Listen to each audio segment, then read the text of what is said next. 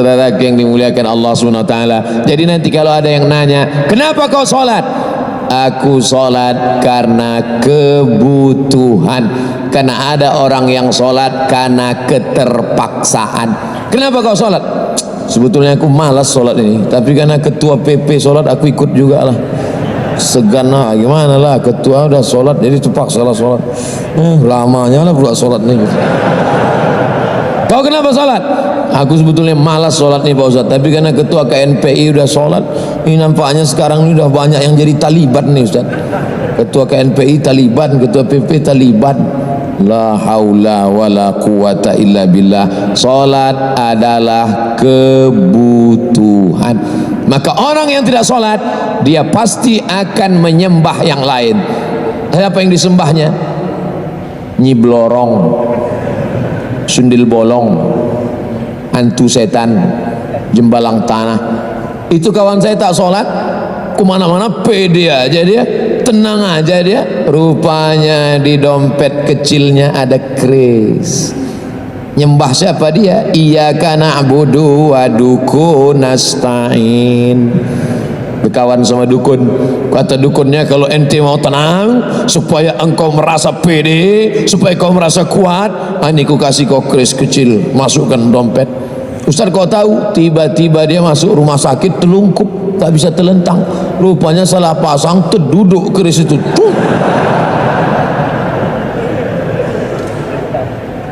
Ente kalau mau merasa tenang, merasa nyaman, anak-anak buah ente takut sama ente disegani orang. Oh, ini pakai ini. Apa ini? Ini kumis tunggal harimau. Gimana Pak Dukun bisa dapat kumis harimau ini? Waktu kebakaran hutan kemarin, ada harimau mati. Dampak kumisnya ini. Ini kalau pakai kumis tunggal ini, kita pede. Setan punya kerja. Kita tak ada bawa kumis tunggal, kita tak ada pakai batu cincin, kita tak ada pakai rantai, kita tak ada pakai gelang.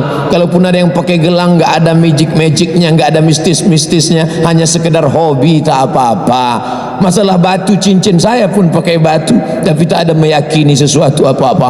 Ustadz karena sering ceramah-ceramah di depan tentara, di depan polisi, depan pejabat, Ustadz mesti pakai batu warna merah supaya aura merah Ustadz bangkit, nanti Ustadz berani.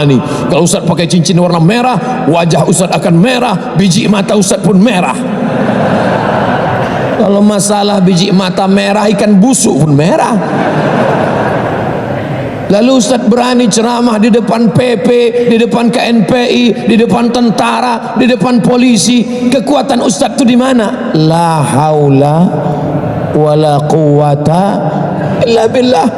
Dalam sholat tadi, sebelum menghadap Bapak Ibu di sini, saya sholat dulu di dalam. Allahu Akbar. Selesai sholat, ya Allah, aku akan menghadapi tentara, akan menghadapi polisi, akan kalau ansip tak apalah aku sebut, ya Allah, akan menghadapi PP, akan menghadapi KNPI. Mereka itu hamba-hamba Engkau, ya Allah. Hati mereka dalam genggaman-Mu, ya Allah. Maka kuatkan aku, ya Allah. La haula wala quwata illa billah. Bismillahi tawakkaltu ala Allah wa atasamtu billah. Naik ke atas, bismillah. Adapun yang aksesoris ini tambahan aja. Sebetulnya PD-nya udah ada, cuman dengan pakai jaket KNPI ini bertambah PD gitu. Takbir. Jaket PP Pak Ustadz udah, kartu PP saya 2 biji, satu dari Riau, satu dari Medan, Sumatera Utara. Saudara yang dimuliakan Allah Subhanahu wa Ta'ala, jadi nanti adik-adik, anak-anak muda, jangan ikut sama dukun, jangan ikut sama penasehat spiritual, jangan ikut sama kekuatan apapun. Yang pertama adalah membangkitkan kekuatan diri itu dengan sholat, bukan somat, dengan sholat. Yang kedua, ada orang Indonesia sekamar sama bule. Tahu bule? Bule itu perempuan, kalau laki-laki Pak Le. Sekamar sama bule laki-laki, kerja di pengoboran minyak di salah satu tempat di Riau. Karena Riau ini kaya dengan minyak, dibor ke bawah dapat minyak. Sekamar dia sama bule tadi. Bule tadi memperhatikan kawan sekamar dia, orang Indonesia ini. pagi, petang, siang, sore, malam. Lama-lama dia ambil kesimpulan, oh my friend, ku tengok kau dari malam sudah kita lama sekamar, ku perhatikan ente setiap pergantian waktu ente tegak ruku sujud, tegak ruku sujud. Setiap pergantian waktu. Pertama, ketika terbit fajar, mulai nampak pergantian waktu, terang di atas, ente sholat. Lalu kemudian ketika tergelincir matahari, bergeser matahari, engkau tegak lagi. Lalu kemudian ketika tenggelam matahari, engkau tegak lagi. Lalu kemudian ketika nampak merah di barat, engkau tegak lagi. Lalu kemudian ketika malam sempurna, 5 kali ente saya perhatikan. Rupanya orang Islam sendiri pun tak memperhatikan waktu sholatnya, justru orang luar Islam yang memperhatikan. Rupanya kita ini setiap bergeser waktu dalam 24 jam kita menyembah Allah, mengagungkan Allah, mensyukuri nikmat Allah. Terbit fajar tadi, Allahu Akbar, salat subuh. Nanti tergelincir matahari, Allahu Akbar, salat zuhur. Nanti tenggelam matahari petang, sebelum tenggelam sempurnanya asar, Allahu Akbar. Habis itu nampak merah di ufuk barat sempurna, Allahu Akbar.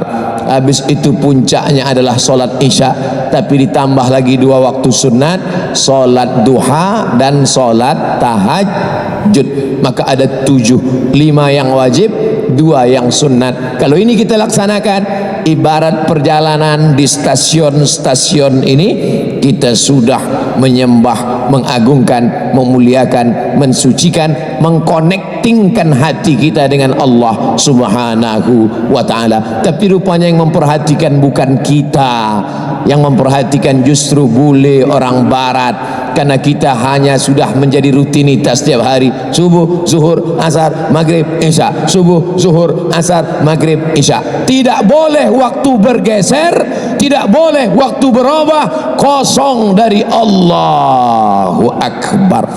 Kita sudah laksanakan alhamdulillah subuh, dan bangga kita subuh ini hadir pula pejuang subuh, biker subuhan. Nanti zuhur tak datang. Ente kenapa zuhur tak datang? Ustaz, kan ada tuh sini subuh. Sedangkan subuhnya saja datang, waktu yang paling berat subuh, melawan kantuk, melawan selimut, melawan tidur. Sedang subuh aja datang, apalagi zuhur. Begitu cara berpikirnya. Itulah mengapa yang ditulis di situ biker subuhan, karena subuh yang paling berat. Kalau mau menengok orang munafik, tengok solat subuhnya. Kalau ada orang tak solat subuh, munafik itu. Tapi tentu jangan mentang-mentang udah solat balik dari sini jumpa kawan, munafik. Tak boleh kita keras, tak boleh kita radikal. Nanti kalau jumpa sama dia lembut, munafik. Kalau mau selamat dari munafik, maka sholat subuh. Alhamdulillah Ustaz Somad, kata mak-mak. Terima kasih Ustaz Somad, kata ibu-ibu. Sejak anak saya ikut pengajian Ustaz Somad, sekarang udah rajin sholat subuh dah. Dulu sholatnya ketinggalan, sekarang sholat subuhnya mantap. Bahkan tidak hanya sholat subuh Ustaz Somad, anak saya itu sekarang udah sholat duha. Kemarin saya intip di kamarnya, saya tengok dia sholat duha, cuma agak lain, pakai kunut Ustaz. Itu adalah sholat subuh kesiangan. Usolli fardhu subuhi rak'ataini tulid lillahi ta'ala.